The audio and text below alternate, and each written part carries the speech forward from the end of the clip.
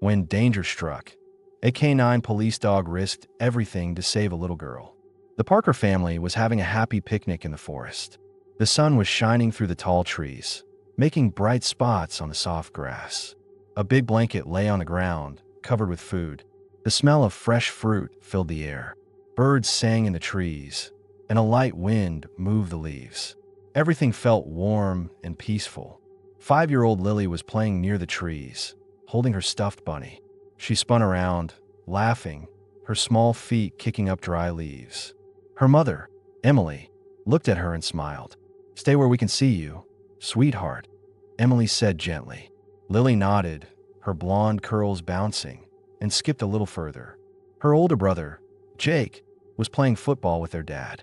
Their grandmother sat in a folding chair, sipping tea from her thermos. It was a perfect day. Then, suddenly, everything changed. After a few minutes, Emily looked toward the trees again. Her smile faded. Lily was not there. The forest was quiet, too quiet.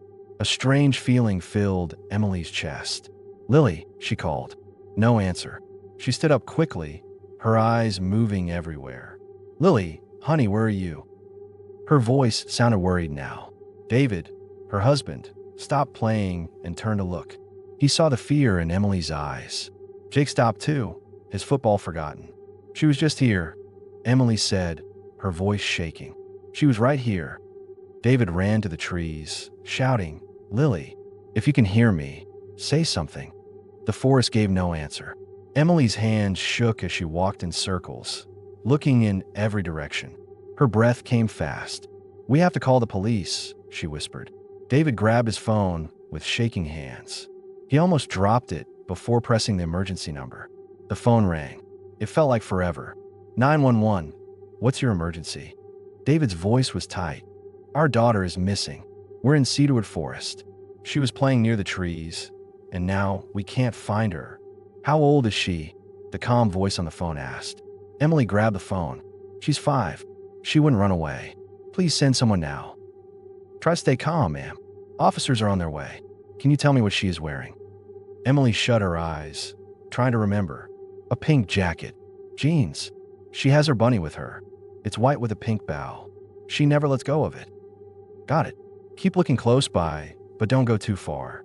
Help is coming." Emily didn't hear the rest. She was already running deeper into the trees, calling Lily's name. David followed, his heart pounding. Jake stood frozen near his grandmother. His hands felt cold. His grandmother wrapped an arm around him. "They will find her," she whispered, but her voice was full of worry. As the sun started to set, red and blue lights flashed through the trees. The sound of sirens filled the air. A police SUV stopped near the picnic area, and 2 doors opened. A tall man in a dark uniform stepped out. His face was serious but kind. His name tag said, "Officer Thomas." He walked toward the family, holding a small notebook. Next to him, a big, strong dog jumped down from the car. The dog had sharp eyes and a brown coat. His ears stood tall. He looked ready to work. "I'm Officer Thomas," he said. His voice was calm. "We'll do everything we can to find your daughter. Tell me exactly when you last saw her." Emily's voice shook. "She was playing right there, near those trees. Just a few minutes ago. She wouldn't leave us." Thomas gave a small nod. "Kids sometimes wander, but we'll move fast. Every second is important." He pointed at the dog. "This is Shorty. He's one of our best tracking dogs. He can help find her. We need something with Lily's scent." Emily ran back to the picnic blanket. She grabbed Lily's sweater with shaking hands and gave it to Thomas. The dog, Shorty, sniffed it deeply. His nose twitched, and his tail went stiff. Then, he barked once, ready to track. "Go find her, boy," Thomas said. Shorty took off toward the trees. His nose stayed low, following the scent. Thomas followed him, a flashlight in his hand. His other hand rested near his gun. The forest was getting darker. The trees looked bigger, their shadows stretching long across the ground. David and Emily ran behind them. Their feet crunched on fallen leaves. Their breathing was loud in the quiet night. Jake stayed back with his grandmother.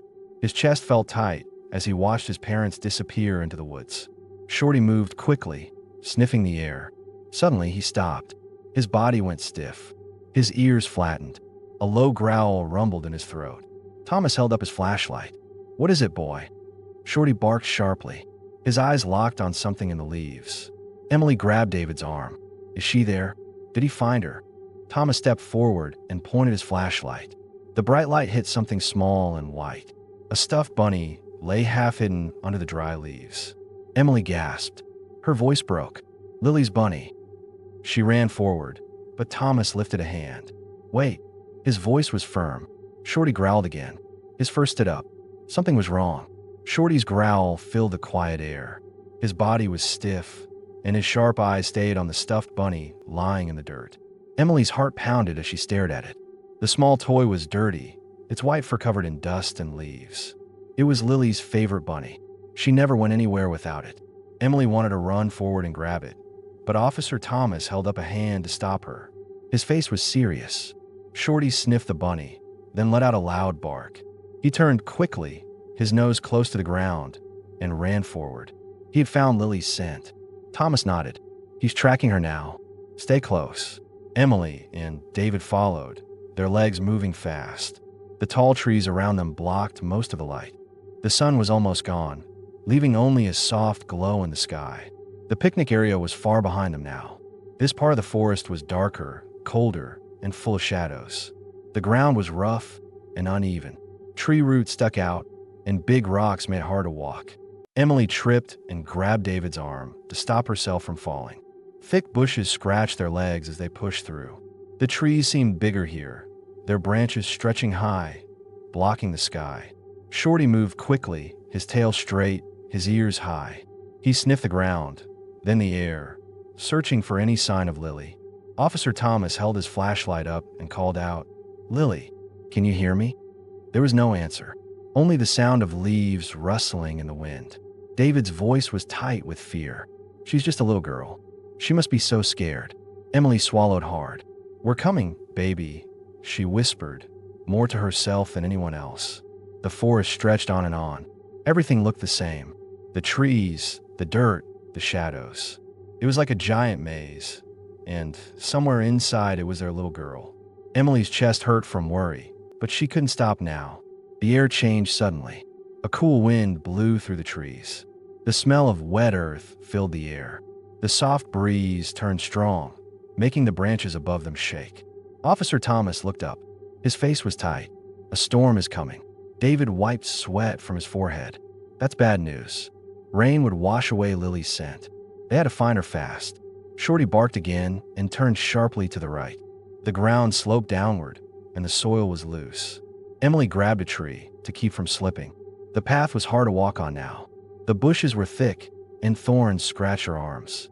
The trail was small and wild, not a place where a child should be. Thomas shined his flashlight ahead. "Lily," he called. "It's Officer Thomas. If you can hear me, call out." Nothing, only the sound of wind in the trees. Emily felt her chest tighten. "We have to go faster." Her voice shook. Thomas didn't argue. He walked quickly, following Shorty, who was sniffing the ground in fast circles. The wind grew stronger, whistling through the trees. The air felt heavy, pressing down on them. Suddenly, a loud snap. A branch broke under Emily's foot. She lost her balance. Her ankle twisted, and she fell forward with a cry. David caught her just in time, pulling her back up. "Are you okay?" he asked, his hands on her shoulders. Emily's ankle hurt, but she shook her head. "I'm fine. We can't stop." Thomas turned his flashlight toward her. "If you're hurt, you should rest." "No," Emily said, her voice firm. "Lily needs me." Thomas looked at her for a moment, then nodded. He understood. Shorty barked again. He sniffed the ground hard, his tail stiff. He had found something. Thomas moved forward, shining his light. In the dirt, they saw a tiny footprint. It was small, a child's footprint. Emily gasped. Lily was here. Thomas studied the ground. Not long ago. Thunder rumbled in the sky. The wind blew harder. The air smelled like rain. David wiped his face. "We need to hurry." Thomas pointed his flashlight forward. "Let's go." Shorty took off again, moving faster now. Emily limped forward, ignoring the pain in her ankle. Nothing mattered except finding Lily. The trees grew closer together, making the space feel tight. The darkness made it hard to see more than a few steps ahead. Thomas's flashlight was the only light, cutting through the shadows. Then, Shorty stopped. His ears went up. His body stiffened. Thomas raised his hand. "Wait." Emily's heart pounded. "What is it?" Shorty sniffed the air, then let out a low growl. Thomas stepped forward, his flashlight shining ahead. A small, pink jacket hung from a tree branch. It moved slightly in the wind. Emily let out a sob and ran to it, grabbing it with shaking hands. It was damp, cold. "Lily," she whispered, pressing the jacket to her chest. David's face was pale. "She's close," he said, looking around. Thomas scanned the area with his flashlight, his eyes serious. Shorty sniffed the ground again, his body tense. Thunder crashed overhead, and a single drop of rain hit the ground. Time was running out. The rain started to fall, light at first, then heavier. The night air was cool, and the wind blew through the trees. Thunder rumbled in the distance. Emily held Lily's pink jacket close to her chest. It was still warm. Her little girl was near.